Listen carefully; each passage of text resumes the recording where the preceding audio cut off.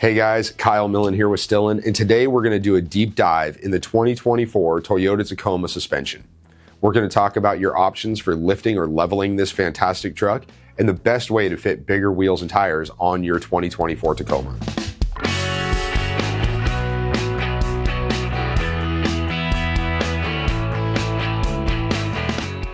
We have a lot of experience when it comes to suspension on trucks. I personally have built some off-road vehicles myself, the long travel Nissan Titan. My daily driver is a 2018 Toyota Tundra running full Icon suspension.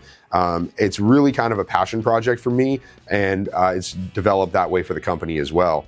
Suspension is one of the most fun portions of a vehicle. You can make it work better, you can give yourself better handling. If you're on the racetrack, you can give yourself better lap times, all by dialing in that suspension. So for today's purpose though, we're only focused on how do we fit a bigger wheel and tire, or what's the best suspension if I'm planning on going off-road. All right, so let's get into what Stillen's gonna be offering. So what we're gonna offer is we're gonna offer a billet aluminum CNC machined leveling spacer. This is gonna be made out of aircraft quality 6061 aluminum. It's gonna be very durable. It's gonna work in all different kinds of conditions. And they are going to be designed to offer a 1.5-inch lift for the front of the Toyota Tacoma. The great thing about aluminum is it doesn't rust, so we're not going to have to worry about some of the paint flaking off on the steel brackets. We're not going to have to worry about any degradation from the environment. It's aluminum, it's a strong material, it'll work very, very well. The top plate on these shocks is already aluminum, so we're basically just going to be piggybacking on top of that. Aluminum is a fantastic material. It's lightweight, yet also very durable. So for a spacer, it's a perfect application. So for my personal vehicle, I have a 2018 Toyota Tundra, and I've outfitted that truck with the complete Icon suspension package. The reason why is because I use my truck in the dirt. I want something that I can get additional wheel travel. I can go and push hard through the whoop roads and really enjoy that truck and know that I'm gonna make the trip back and have a great time doing it. But that's not what everybody's gonna do with their vehicle.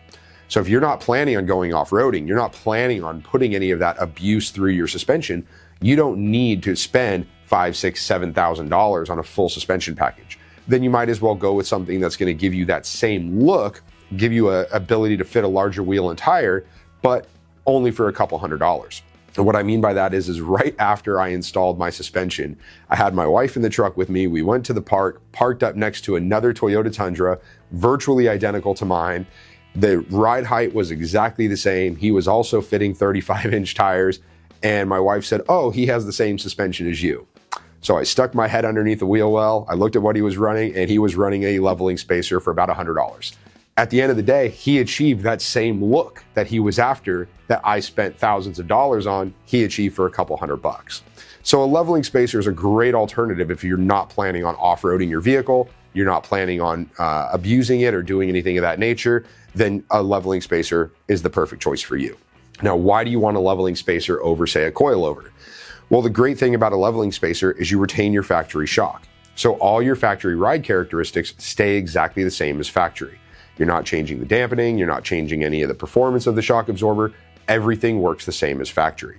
All you're doing is fitting a bigger wheel and tire combination. Depending on how you set that wheel and tire combination, if you run a smaller wheel or OEM size wheel and you run a larger tire, you're gaining suspension through the sidewall of the tire. So that's actually something that's a great added benefit.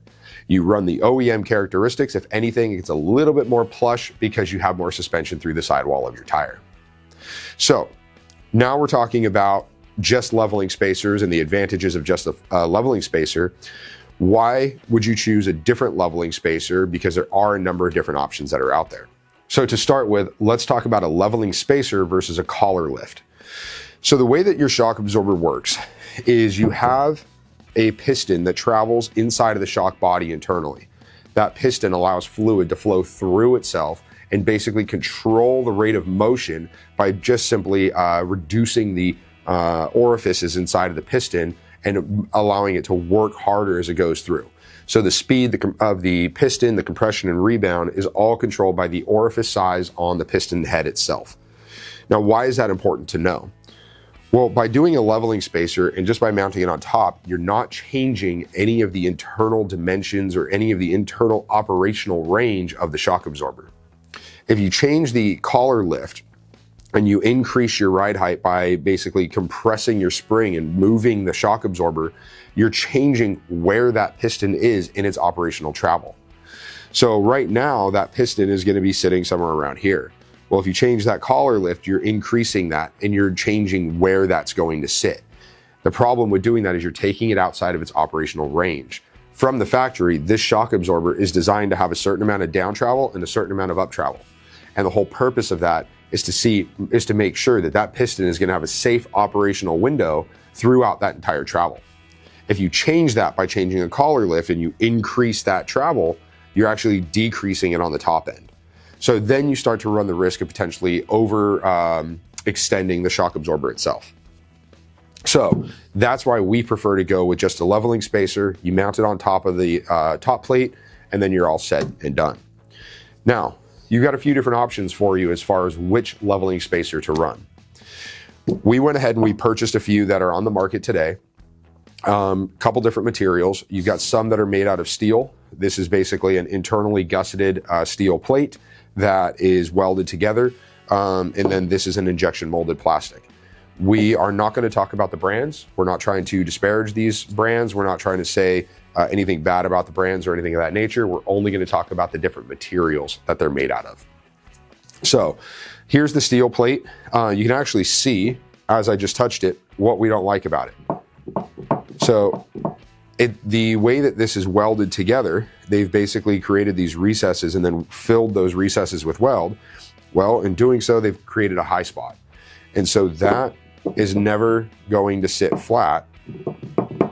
It's going to rock on that high spot. This particular one actually has two high spots right next to each other. So the problem with doing that is you're talking about a machined surface that's on the top plate of this strut plate going into a stamped surface on the frame itself. Both of those are perfectly flat, and that's the way it should be. You don't want any high spots. If you have a high spot, you're creating an opportunity for something to rock. It's going to basically smash itself down over time, and then things start to become loose. So you really have to have a flat surface that allows for evenly torquing all four studs and making sure that everything is nice and flat and secure on the suspension of your vehicle. The other problem that we found with the steel is that just by moving it around our desks, the powder coat started to flake off. Well, this is made of steel. That's going to start to rust in just a couple of weeks. You know, you get one rain, depending on where you live, if they ice the roads or anything like that, this is going to start to rust really quickly. So we definitely don't recommend going this route because the welded surface is just not going to give you a perfectly flat surface. Then you have the plastic options. The plastic option, this is a plastic injection molded piece. There's probably nothing wrong with this, to be perfectly honest. It's you know, probably okay, but it's plastic. I personally don't really want to run plastic on my suspension, on my truck. You know, you hit a good pothole, you're sending all that shock through the shock body, it's transferring into plastic, into your frame. You're getting all kinds of dust and debris and everything that's going to work itself in there for years to come. Just not a great material in my mind. I can't say that I've ever seen one fail, so I'm not trying to say that. But just from plastic material going into suspension, just not something I personally feel comfortable with. So that's why we're going to go with billet aluminum. We're going to use an aircraft quality 6061 billet aluminum. We've been using billet aluminum in similar applications for suspension spacers or leveling spacers to wheel spacers, you name it, for decades. Aluminum wheel spacers are probably 30, 40 years old, that concept. And they work extremely well because they offer a precision machined surface. So you're going to get excellent mounting surface, but the durability is also very high. They're not made of steel, so you don't need to worry about rust or anything of that nature. Aluminum is very resilient in that regard. They'll stand up to salt, stand up to rain, whatever it might be. It's a fantastic material to work with. Thanks so much for watching this video about the Stillen Toyota Tacoma leveling spacers. We hope that it was informational for you and you understand why we went the route that we did. If you have any other questions about leveling spacers for your Tacoma, or if you'd like to talk more about the options for going with a full off-road capable suspension system, please make sure to give us a call or shoot us an email. We'll be happy to answer any questions you might have.